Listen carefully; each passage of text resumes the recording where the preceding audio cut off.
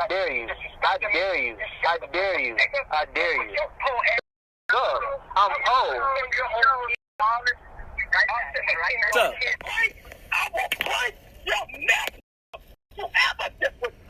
I did it.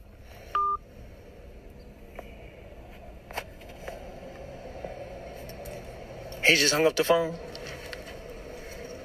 I'll break your neck. Is that a threat? Many of you know I have an older son named Kerryon Franklin. In May, he'll be 33. For many years, we have had a toxic relationship with him as a family. We've tried for many years through counseling, through therapy, to try to rectify this private family matter. Recently, my son and I had an argument that he chose to record.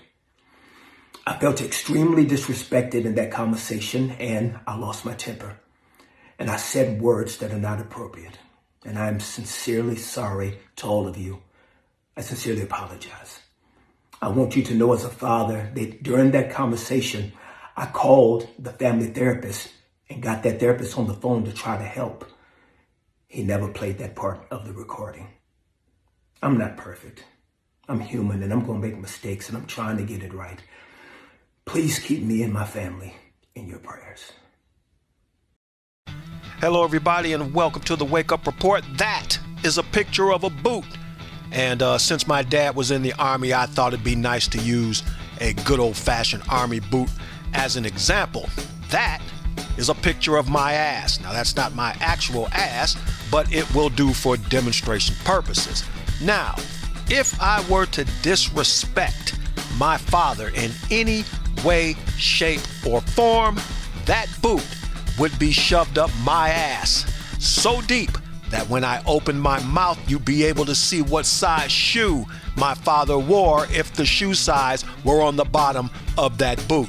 In addition to that, if that boot were to somehow break off in my ass, my father would then proceed to shove my head so far up my ass and make me get the boot that he broke off in my ass if I had to pull it out of my own ass with my teeth. And that is why I love my dad. God bless his soul. He's not with me anymore, but he's with me in spirit. But that's the kind of man my father was. He was not my friend. He was not anybody to joke around with. And when I say joke around with, I mean disrespect. He was my father, and I respected him as a man. I grew up around men. My grandfather, my uncle, my cousins, men. They acted like men. They demanded that they be respected like men. And if you were a little punk who just got a little hair on his balls and thought that you were going to disrespect any of the men in my family, they let you know right away. And as a matter of factly, just because you got a little hair on your balls, it don't make you King Kong. On top of that, my mother would probably tell me, well, son, it looks like me and your dad are going to be having sex tonight because you about to be replaced. Kirk Franklin's son pulled an absolute bitch move on his father, a conversation that should have gone on between father and son, no matter how heated, no matter who was angry, no matter who did what, that was between him and his father. And what does this little bitch boy do? He records the conversation and puts the conversation on the internet so everybody can hear it. Then he proceeds to be even more disrespectful, and he taunts his father during the phone call, which really sent him into a rage. And of course, we all heard Mr. Franklin tell his son, I will put my foot up your ass, something fierce, if you disrespect me, before he hung up that phone. Now, what I found funny was while this little punk was taunting, and I said, what little punk? This is a 30-plus-year-old man that we're talking about, acting like a little girl, record phone conversations, gossiping like a little girl on the telephone. But what I thought was absolutely hilarious was while he was taunting his father, that last couple of taunts that really caused Mr. Franklin to hulk out on him. And when that bass went up in his voice, if you listen real close, you could hear Kirk Franklin's son's balls retreating up into his scrotum somewhere. That's when he realized, oh, shit is real, because now he's like, I didn't disrespect you. I didn't disrespect you. And then, is that a threat? Is that a threat? Please, if I disrespected my father like that, my father would have been, nigga, no, that ain't no threat. That's a promise. And even in a more bitch move, you don't play the part of the recording where your father calls you back or tries to get you on the phone with the family counselor. You just opt to play the part that you think is going to make him look bad, and it absolutely made you look bad because Kirk Franklin did nothing wrong. That is the problem with a lot of these little black boys running around now being raised by their mamas. They ain't got no fathers to put their foot up in their ass. They got no fathers to check them when it's time to be checked, and they got no fathers to teach them how to be a man. So ladies, look, I know sometimes you're on the outs with your baby daddy. Work that out, okay?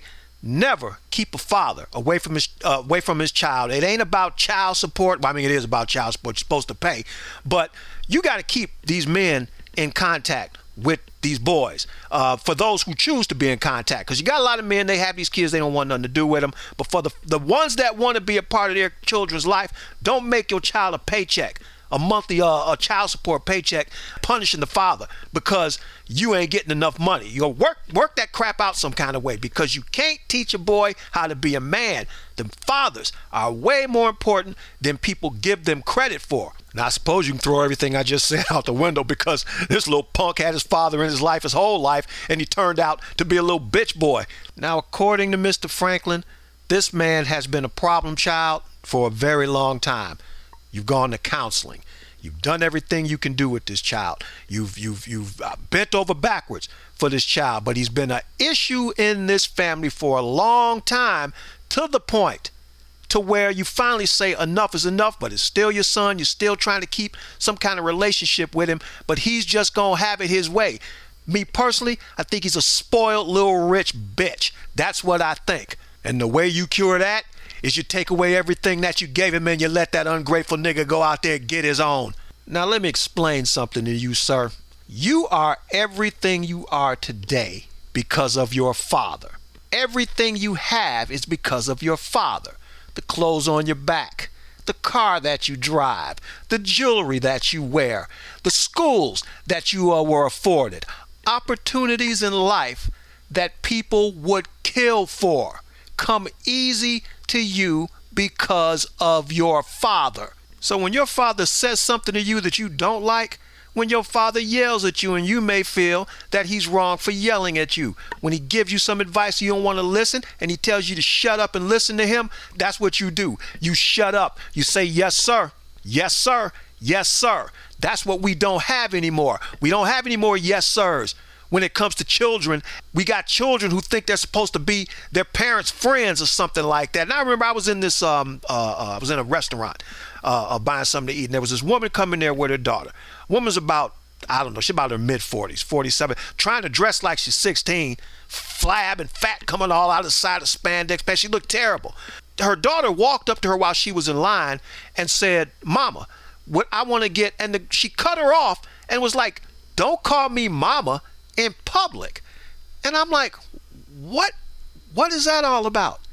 And that's the state of where we are with a lot of these kids. The parents are so stupid that all they can do is raise stupid kids, or these kids have such negative influences now that they just think it's normal to be able to disrespect your parents. And I'm gonna tell you white people out there, because you white people out there, as black kids, we see this all the time, okay? You can ask any black person. Y'all at the supermarket, y'all at the department store, you got the little white kid that wants something and the mama don't want to get it, and the white kid's just like, shut up, I hate you, I wish you would die, I hate you. And then the mama's like, well now, Timmy, you shouldn't talk to me like that, but when we get home, I'm going to have to put you in a timeout. And the little kid is like, fuck you, mama, I hate you. And you look and your jaw's just hanging open. You're like, oh my God, if I ever talk to my mama like that, you know, it wouldn't be a timeout at my house. It would be a you got knocked the fuck out. Now, the video that I'm showing you right now has nothing to do with Kirk Franklin and his son, but I thought it was a good example of what happens when you cross an adult. Now, apparently the little boy that you barely see in the video was disrespecting that woman to the point to where she's about to knock the cowboy crap out of that little boy. And I guarantee you, he probably will not do that again when it comes to talking back and talking smack to an adult. He was probably used to doing it with his mother, and his wayward daddy probably wasn't in his life, so he felt he could check out on anybody like that, and he come across the wrong woman, and she smacked some sense, or was about to smack some sense into his little behind. And again, that's what we don't have. You can't even check somebody else's kid today. Back when I was coming up, you did something wrong, that neighbor saw you, that neighbor could whoop your ass. Then that neighbor took you home and said, let me tell you what your kid was doing. And then your mama was like, I don't believe he did that. I raised him better than that. Get in there, I'm gonna whoop your ass. Then my mama would call her mama. Mama, let me tell you what this little Negro did. Then my grandmama would be like, bring him over here. Then she would whoop my ass. By the time you got handed down to your father, you was like, Daddy, I learned my lesson. Please, what little ass I got left, let me keep it. And my grandfather was just like, son, you don't want to do that no more. Don't ever make me get out of my chair. And you got the message. He didn't even have to put his hands on you. You know, if he got out that chair, that would be it. You wouldn't have no more ass. You'd be walking around on two legs like they were stilts. Now, Kirk Franklin obviously is a God-fearing man. He's a respectful man. And he got on the internet and he felt he had to apologize for what he said. And he absolutely, positively owed no one an apology. He got pushed to his absolute limits, and he is right. He is a human being. You push and you push sometimes. When it's time to push back, the person doing the pushing doesn't expect what's coming at them, and that's what he didn't expect. Even God Almighty has a breaking point. It's called the Book of Revelations, and what that's telling you is if you people don't get your acts together, you will get a foot put up your ass the likes that you've never seen before. Apologize to your father. Stop being such a little spoiled bitch boy. Go to man school, do whatever it is you have to do, but grow up, be a respectful man, be respectful to your father, honor your mother and your father so your days may be long, because a son cannot replace his father, but a father is just one sperm shot away from replacing you. This is KTM and the Wake Up Report saying, think a little bit. It will do wonders for you.